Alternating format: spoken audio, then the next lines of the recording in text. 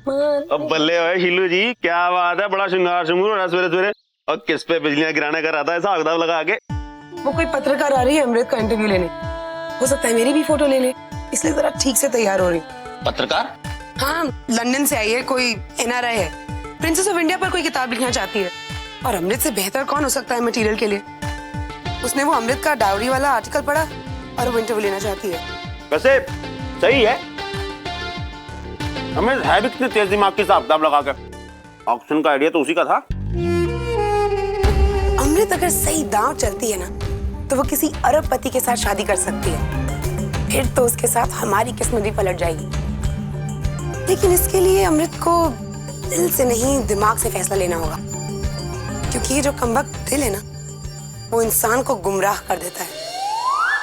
दिल का दिखाया हुआ रास्ता कभी गलत हो ही नहीं सकता, इसलिए हम सारे इम्पोर्टेंट फैसले दिल से पूछ कर ही लेते हैं। वेल देन प्रिंसेस, आपका लाइफ पार्टनर, उसका चॉइस आप कैसे करेंगी? समवन फ्रॉम द रॉयल्टी या फिर जो आपका दिल चाहता है? हम ये मानते हैं कि हम रॉयल खानदान से हैं, we are the blue blood. लेकिन शादी कोई डील या कोई कॉन्ट्रैक्ट नहीं होती, ये दिल का मामला होता है, ये ना। और दिल अमीर गरीब, हाई स्टेटस लो स्टेटस में फर्क नहीं करता। एक लाइफ पार्टनर को आपके दिल में जगह बनाना बहुत जरूरी होता है। और जहां तक हमारा सवाल है, हम एक ऐसा लाइफ पार्टनर पसंद करेंगे जो एक सीधा साधा इंसान हो, एक अच्छा इंसान हो और जो हमसे सच्चा प्यार करता हो। क्योंकि शादी पैसा या दौलत पर नहीं टिकती, उसके लिए एक दूसरे के लिए प्यार, इज्जत और विश्वास होना बहुत जरूरी होता है। Oh princess Amrit, what lovely thoughts, बिल्कुल करेक्ट बोला आपने। My readers are gonna love it. एक ओंकार सतनाम करता पुरख निर्भव निर्वैर अकाल।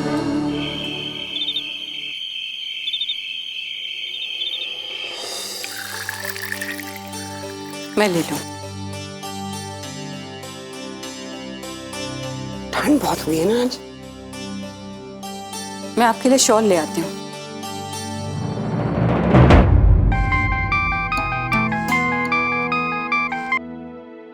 हेलो माय लिटिल सिस्टर, कैसी हो? एग्जाम्स कैसे थे? Very good. कल कौन सा पेपर है? इकोनॉमिक्स? सुनो निम्रत, अगर तुम्हें इकोनॉमिक्स से इतना ही डर लगता है तो दिन में 8-9 बार हमें फोन करने के बदले पढ़ाई क्यों नहीं कर लेती? Now grow up my little sister. अगर तुम्हें सक्सेसफुल होना है तो हमारे बेस्ट ऑफ लक से ज्यादा अपनी पढ़ाई पर कंसंट्रेट करो, ओके? हाँ हाँ, यहाँ पर सब ठीक है। अरे बीजी तो पार्टी की स्टार थी। ठीक है, उन्हीं से ही पूछ लो। हेलो,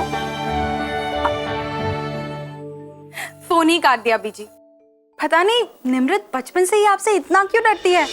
गुरशील जी, गुरशील जी,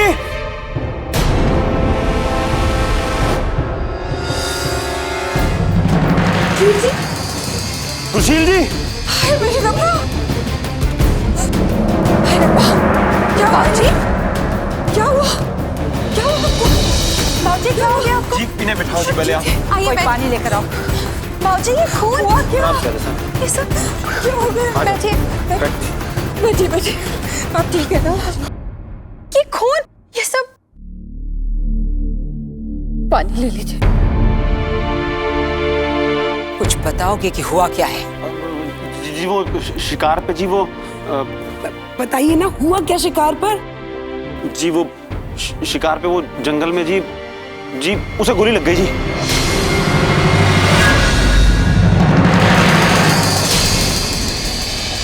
क्या गोली? किसने चलाई गोली? क्या वो गोली बाबूजी ने चलाई थी? जी शायद।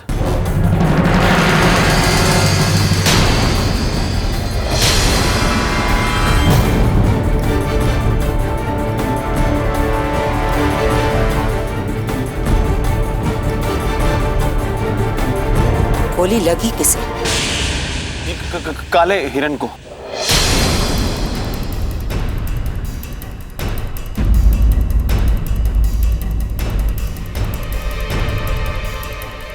Black buck?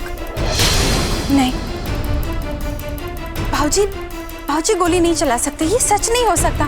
भाऊजी ऐसी गलती कर ही नहीं सकते। गोली हमने नहीं चलाई, और हम चलाते भी कैसे? किसी ने हमसे हमारी गन मांग ली थी। किसी ने आपसे गन मांग ली और आपने उसे दे दिया? आप जानते नहीं कि वहां के लोग काले हिरन को पूछते हैं। और ये खून, जी वो जंगल से भागते भागते राजा साहब गिर गए जी, इसलिए वो। हाय रब्बा। और वो काला हिरन किधर ही जिंदा है ना, वो मर तो नहीं गया? जी इतना सब समझने का तो मौका ही नहीं मिला। जैसे ही ये कांड हुआ मैं तो राजा साहब को लेकर सर पर भागा जी, वहां से हिसाब किताब लगा के। अब अगर पकड़े जाते तो पता नहीं वो लोग हमारा क्या हालत करते जी। आपने ऐसा क्यों किया? आपने क्यों नहीं पता लगाया कि गलती किसकी थी? उन्होंने जो कुछ किया सही किया रानी साहिबा। गोली चाहे जिसने भी चलाई, वो विदेशी भी हमारे ही मेहमान है। इज्जत तो हमारी उछाली जाती ना। लेकिन राजमाता, आप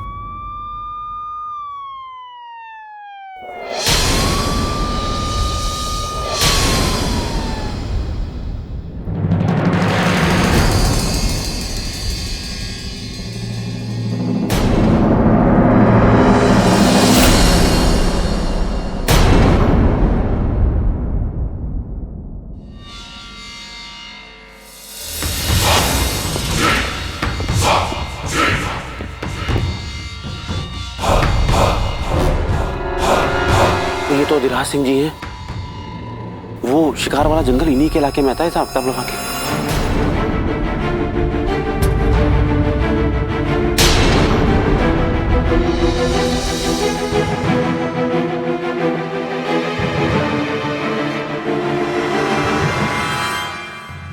देखिए, आपको जरूर कोई गलतफहमी हुई है।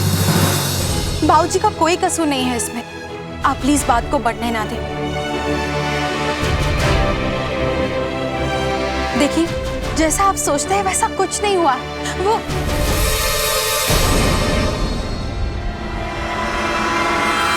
आपको परेशान होने की कोई जरूरत नहीं है प्रिंसेस। इनफैक्ट मैं आपको ये बताने आया था कि मैंने मामला सुलझा लिया है। आपने? कैसे? प्रताप सिंह,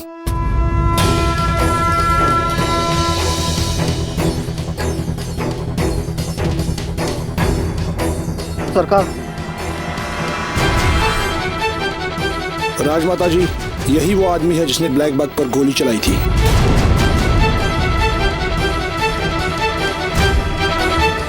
जी ये तो था ही नहीं वहां हिसाब किताब लगा के।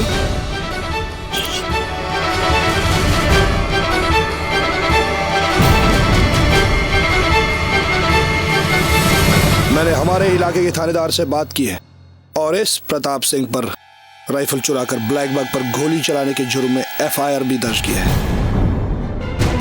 जी सरकार, ये सब मैंने ही किया है। मैंने ही उस काले हिरन को गोली मारी है।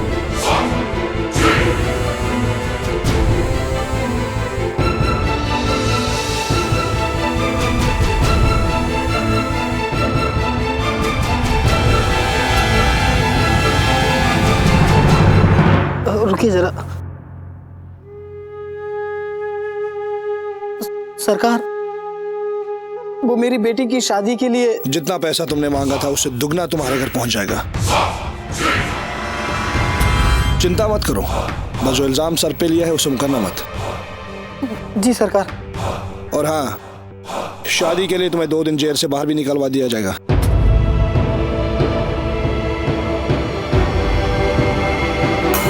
जी सरकार। अब जाओ। बहुत अच्छे सरकार।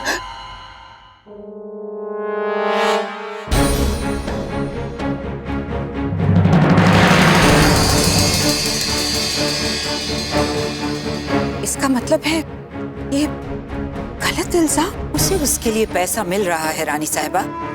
हमारे लिए बहुत जरूरी था कि राजा साहब की इज्जत पर कोई दाग न लगे, और वो मकसद पूरा हो चुका है। अमृत बेटा। जी बीजी। हमारे मेहमान की खातिरदारी का इंतजाम तो कीजिए। जी नहीं, शुक्रिया। एक्चुअली कल सुबह सुबह हमें किसी जरूरी काम से निकलना है, इसलिए इजाजत दीजिए।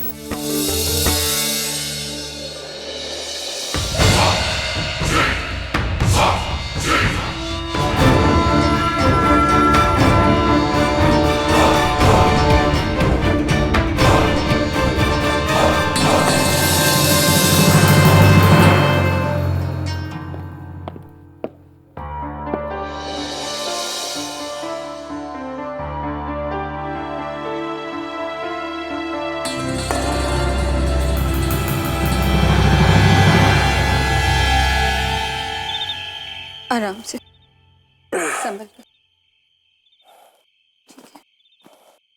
बाबूजी,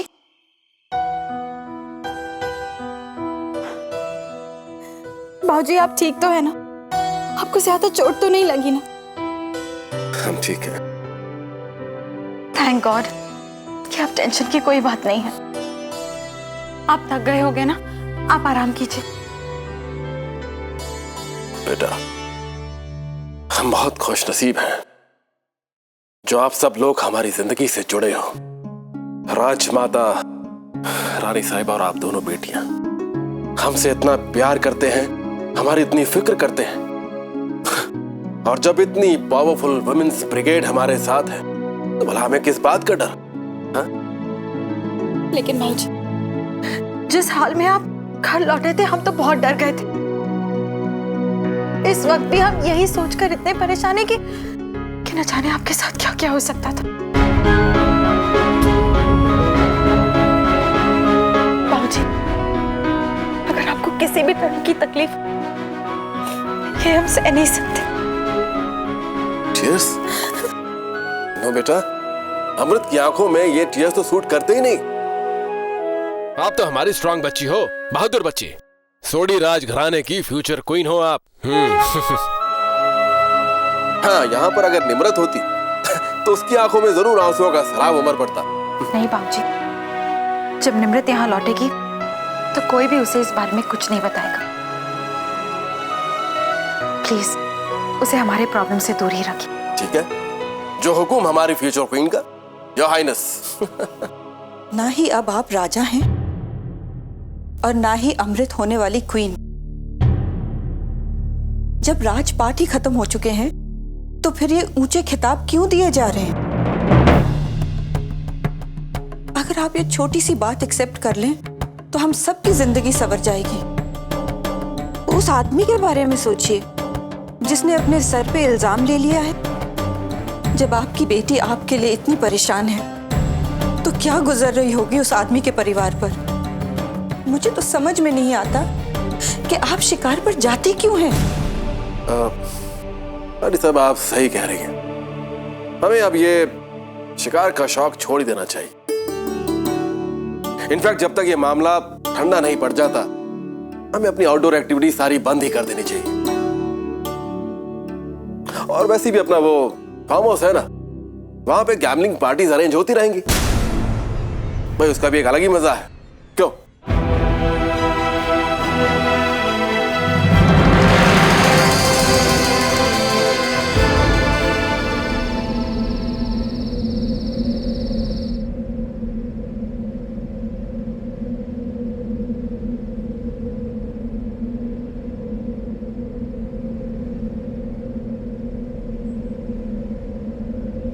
महाराज के स्वर्गवास को कितने साल हो गए, लेकिन आज भी आप उनकी तस्वीर पर हार चढ़ाना भूलती नहीं है। कभी कभी तो हमें लगता है आप महाराज को राजा साहब से और शायद हमसे भी ज्यादा याद करती हैं। कुछ रिश्ते बहुत खास होते हैं राजमाता। बड़े महाराज की अचानक मौत होने के बाद इस हवेली में मैं एक खालीपन महसूस करती हूँ। हमारे लिए भी कहाँ आसान था उनके बाद ये सारी जिम्मेदारी उठाना। फिर भी महाराज की परंपरा को कायम रखने की हर मुमकिन कोशिश की है हमने। लेकिन आज जो कुछ भी हुआ, परंपरा के नाम पर क्या बड़े महाराज इसे गवारा करते? क्या मतलब है आपका? आपके पति को इतनी बड़ी मुसीबत से निकालना आपको ठीक नहीं लगा? कोई खुशी नहीं हुई आपको? अगर राजा साहब की कोई गलती नहीं थी तो पुलिस की तहकीकात से ये बात साबित हो जाती, लेकिन किसी बेकसूर की मजबूरी का फायदा उठाकर उसे जेल भिजवा देना, हमने ये क्यों होने दिया? सिर्फ इसलिए कि हमारी ऊंची शान पर कोई आँच ना आए? तो क्या करेंगी आप? चिल्ला चिल्ला कर सारी दुनिया से कहेंगी कि हम झूठ के साझेदार हैं, आइए हम पर कीचड़ उछालिए। आप जानती हैं कि हम ऐसा नहीं कर सकते, लेकिन मैं जरूर पता लगाऊंगी उस प्रताप का परिवार कहाँ है। उस बेचारे गरीब को तो पैसे दिए गए हैं, लेकिन पैसा सच्ची हमदर्दी की जगह नहीं ले सकता। इंसानियत के नाते हम उसके परिवार की देखभाल तो कर ही सकते हैं। जैसी आपकी मर्जी।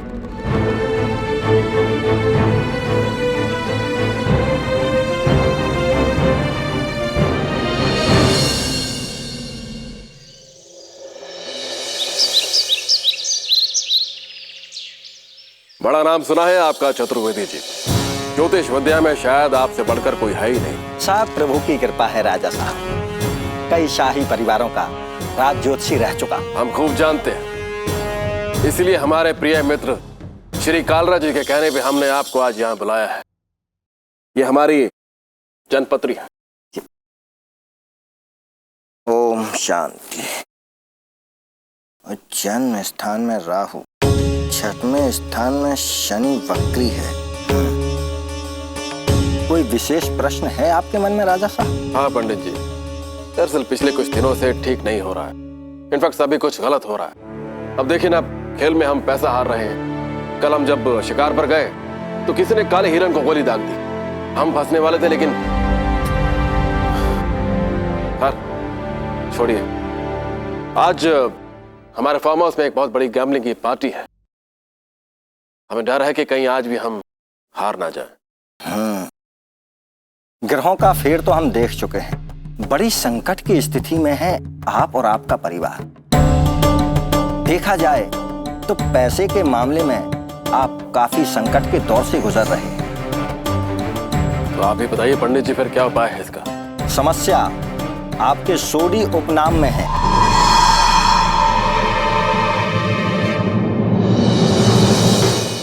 आप ये सोडी उपनाम हटा दीजिए अपने नाम से और कुलभूषण नाम आप उसे उपयोग कीजिए।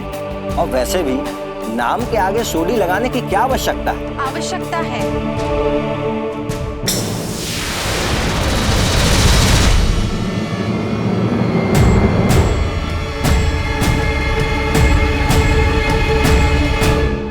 एक्सक्यूज मी, कौन है आप और ये क्या मशवरा दे रहे थे आप राजा साहब को? अरे अमृत बेटा, ये बाबूजी प्लीज हमें इस आदमी से बात करने दीजिए। हाँ तो क्या कह रहे थे आप?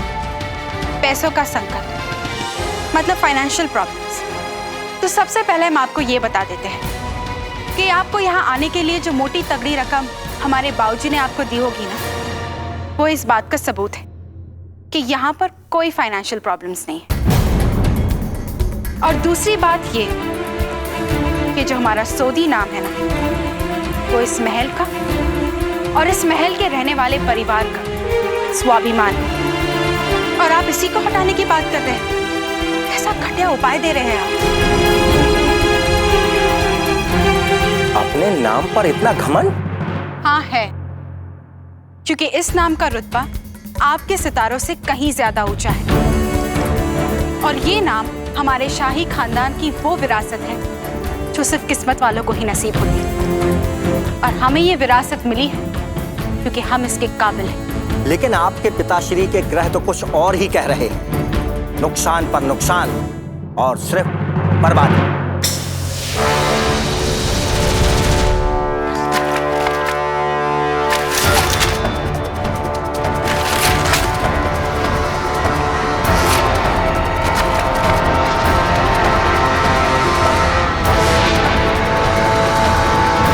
आपके ये कागज के टुकड़े और सितारों की गर्दिश हमारा भविष्य कंट्रोल नहीं कर सकते।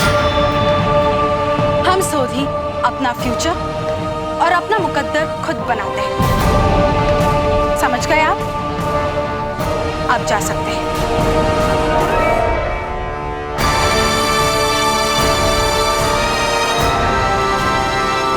पंडित जी,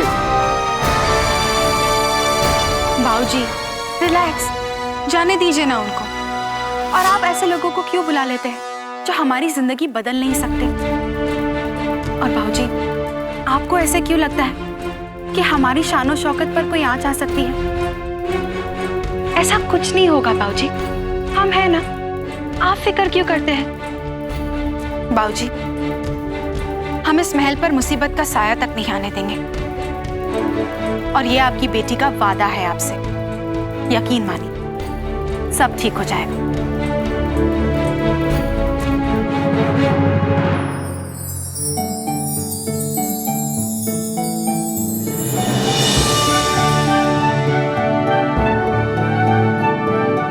अच्छा बाबूजी, अब आप फार्म हाउस जाइए और बहुत एंजॉय कीजिए। हम सोच रहे हैं कि हम अधिराज के घर चले जाएं। उन्होंने कल जो कुछ भी किया हमारे लिए, हमें पर्सनली जाके थैंक यू तो कहना चाहिए।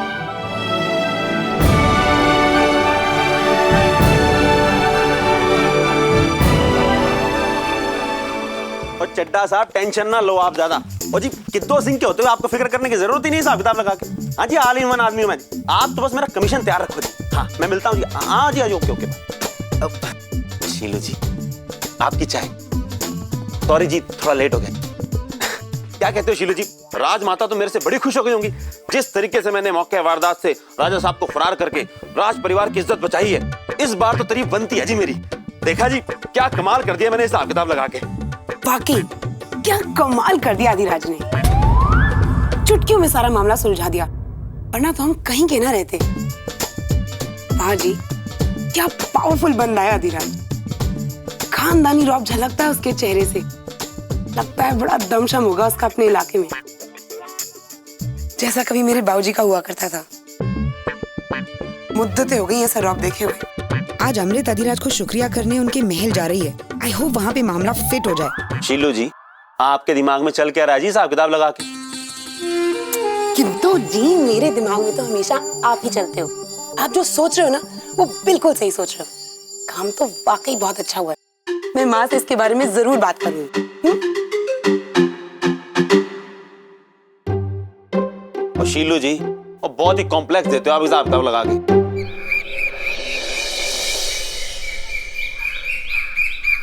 जी भूपेंद्र सिंह जी, चौक के पेपर्स मेरे पास हैं। आप मिनिस्ट्री से किसी को भिजवा दीजिए। सत श्री अकाल। अमृत आ गई हैं आप? जी बीजी। अधिराज के साथ आपकी मुलाकात कैसी रही? हमारा दिया हुआ तोहफा पसंद आया उन्हें? जी बीजी, उन्हें बहुत अच्छा लगा, बहुत खुश हुए वो। अच्छा, क्या कहा उन्होंने?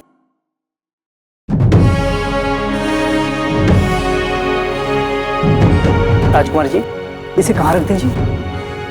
ये क्या है? ये उनका जवाब है बीजी।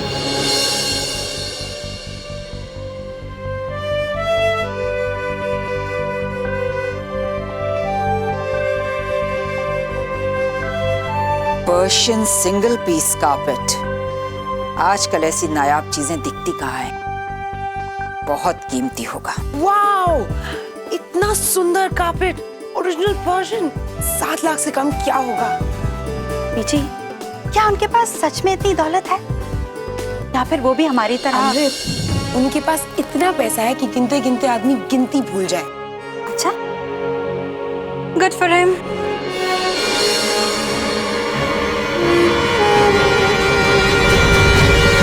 मानना पड़ेगा माँ, अमृत में कुछ खास है, जो कुछ कुछ आप जैसा है। ऐसा करिश्मा जो हर किसी में नहीं होता। कहते हुए अच्छा नहीं लग रहा, पर मुझ में भी नहीं है। मेरा मतलब है कि जिस तरह आपने हमेशा हमारे मान मर्यादा की रक्षा की है, अगर इस परिवार में वैसा ही कोई कर सकती है तो वो अमृत है। हम जानते हैं। और अगर हम अक्लमंदी से काम लें और सोच समझकर कोई अच्छा सा प्लान बनाएं, तो अमृत हमारी हर प्रॉब्लम मिटा सकती है, वो भी जिंदगी भर के लिए। साफ साफ बताइए खुशी, आप कहना क्या चाहती हैं? पता नहीं आपकी नजर में ये बात आई या नहीं, लेकिन अधिराज अमृत को बहुत पसंद करता है, वरना वो पहली मुलाकात के बाद फूल क्यों भिजवाता? और वो भी इतने सारे फूल की सारा महल महक उठे। और माँ, आपको पता है उसने अमृत के ब्रेसलेट के लिए ब्लैंक चेक दिया था, ब्लैंक चेक। और अब ये इतना कीमती कारपेट, ये अमृत का जादू नहीं है तो और क्या है? क्या आप वही कहना चाहती हैं जो हम समझ रहे हैं? बिल्कुल माँ, मैं ये कह रही हूँ कि अगर हम सही वक्त पर सही चाल चलें तो बाजी हमारी। आधी रात से अमृत की शादी का मतलब है हमारी मुसीबतों का दौर खत्म। फिर ना कभी हमें पैसों की चिंता होगी और ना कभी आपकी तिजोरी खाली होगी। ताज्जुब है गुरशील कि आप इस तरह की बातें भी सोच सकती हैं। उस वक्त आपकी सोच को क्या हुआ था जब एक मामूली आदमी से शादी करके आपने अपनी जिंदगी बर्बाद करने की ठान ली थी? तब कहाँ गया था आपका तेज दिमाग? खैर, बेटी तो आप हमारी ही हैं। देर आए दुरुस्त आए।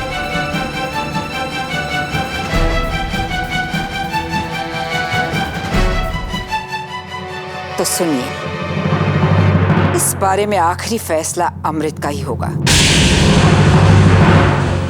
आपको क्या लगता है आज अधिराज के लिए शुक्रगुजारी का तोहफा हमने अमृत के हाथ ही क्यों भेज दिया? माँ, इसका मतलब आपने खेल की पहली चाल चल भी दी।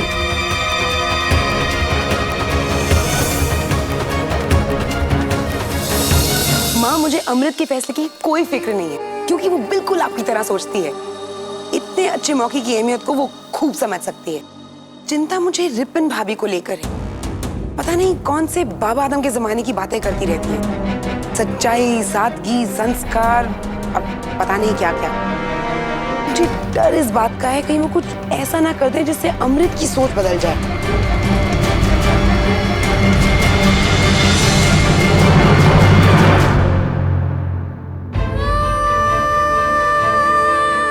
हाय रब्बा, ये क्या करने जा रही है राजमाता? वो अधिराज अमृत के लिए सही नहीं।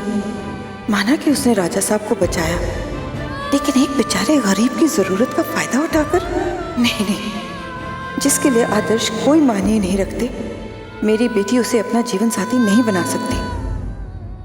नहीं, वहां नहीं, इस एंगल में लगा कर देखो कि कैसा लगता है। लाइट। माँ, आइए ना और हमें बताइए कि ये कार्पेट किस एंगल में अच्छा लगेगा। आपको क्या लगता है? पहली बात तो ये है बेटा कि आपको ये कार्पेट एक्सेप्ट ही नहीं करना चाहिए था। पर क्यों माँ?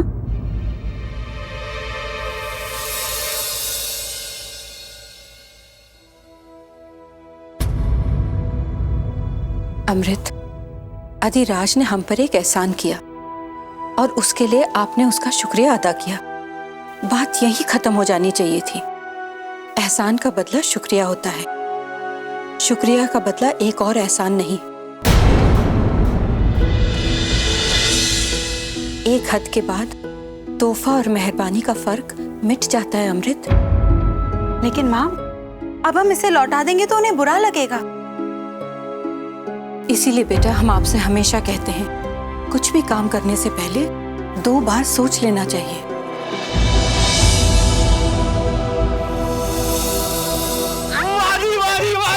वारी शीलू जी, क्या खबर दी आपने। और जी खुश कर दिया आपने हिसाब किताब लगा के। ऐसा लग रहा है जैसे सूखे में सावन बरस गया हो। और जी दिल गार्डन गार्डन कर दिया आपने। और जी क्या आइडिया है, अधिराज और अमृत का रिश्ता। और जी वाह, वो ऐसा जबरदस्त आइडिया तो मैंने आज तक नहीं देखा शीलू जी। अगर ये रिश्ता हो गया ना जी, समझ लो अपनी तो लॉटरी लगी हिसाब किताब लगा के। अगर होगा नहीं, जब होगा कहिए। और हमें ना पूरी कोशिश करनी चाहिए कि ये रिश्ता जल्द से जल्द पक्का हो जाए। ओ हाँ जी, आगे पीछे का पूरा जोर लगा देंगे। आप तो ये सोचो जी कि अधिराज जी ने अपने इतने सारे महलों में इतने सारे होटल खोल के रखे हैं। उनमें से किसी एक आधे में भी अपने को सुपरवाइजर का काम मिल गया ना जी, उसके बाद तो वो किदो जी, सबने तो ढंग के देखा करो। इतना करीबी रिश्तेदार, पार्टनरशिप बनती है, पार्टनरशिप। और जी मैं भी तो वही कहने वाला था, आपने तो मेरी पूरी बात नहीं सुनी हिसाब किताब लगा के। कल लंच पर बुलाया तो है, बस बात बन जाए किसी तरह। माँ तो अमृत को फोर्स करेंगी नहीं। अब पता नहीं अमृत क्या फैसला करेगी।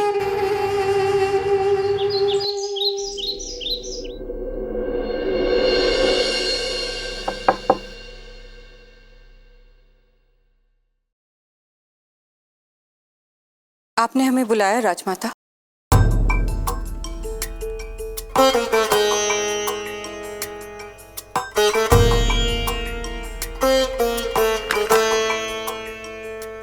इतने सारे रुपए किस लिए? नौकरों से कह के शाही दावत का इंतजाम करवाइए और खाना वैसा ही लजीज बनना चाहिए जैसी हमारी परंपरा है। जी, आज दोपहर के खाने पर कुछ खास मेहमान आ रहे हैं। सिर्फ एक, अधिराज से। जल्दी कीजिए रानी साहिबा, नौकरों को भी तैयारी के लिए वक्त देना चाहिए। माफ कीजिएगा राजमाता, हमें अधिराज का यहाँ आना ठीक नहीं लगता और जिस तरह उन्होंने एक गरीब की मजबूरी का फायदा उठाया है हमें बिल्कुल अच्छा नहीं लगा। और फिर वो अमृत में कुछ ज्यादा ही दिलचस्पी दिखा रहे हैं। हम समझते हैं कि अमृत उनसे जितना दूर रहे उतना ही अच्छा है उसके लिए। हमें हैरानगी है रानी साहिबा कि आपकी सोच हमेशा गलत रास्ता क्यों अपनाती है। हम अधिराज को दावत के लिए बुला चुके हैं, इसलिए उसके ना आने का तो सवाल ही नहीं उठता। अमृत और अधिराज को करीब लाने की कोशिश क्यों कर रहे हैं? रानी साहिबा, आप शायद भूल रही हैं कि हम इस परिवार की राजमाता हैं और आप हमसे बात कर रही हैं और इस वक्त हम आपसे इस बारे में बात नहीं करना चाहते। जाइए और सब इंतजाम करवाइए। जी।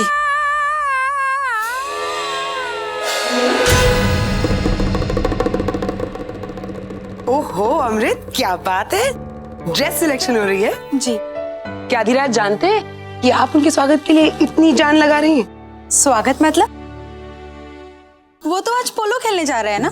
जी नहीं, वो आज यहाँ आ रहे हैं लंच के लिए। रियली? अमृत बेटा, आप अभी तक तैयार नहीं हुए? स्पोर्ट्स कमेटी का इनविटेशन आपने एक्सेप्ट किया है। अगर आप मैच पर नहीं पहुंचेंगे उन्हें बहुत बुरा लगेगा। लेकिन भाभी, अधिराज को भी तो अच्छा नहीं लगेगा ना कि वो यहाँ आए और अमृत घर पर ना हो। क्यों? राजा साहब हैं, राजमाता हैं, आप हैं यहाँ उनके खातिरदारी के लिए। अमृत को पोलो ग्राउंड जाना ही चाहिए। नहीं भाभी, इतना सम्मान दिया है अधिराज ने अमृत को, फिर इतना महंगा कार्पेट भी दिया है, अब वो पोलो मैच छोड़कर यहाँ तक आ रहे हैं, ऐसे कैसे चली जाएगी अमृत? बेटा, आपको जो सही लगे वही करें। मैं गुरुद्वारे जा रही हूँ, थाल पर हाथ रखती। जी माँ।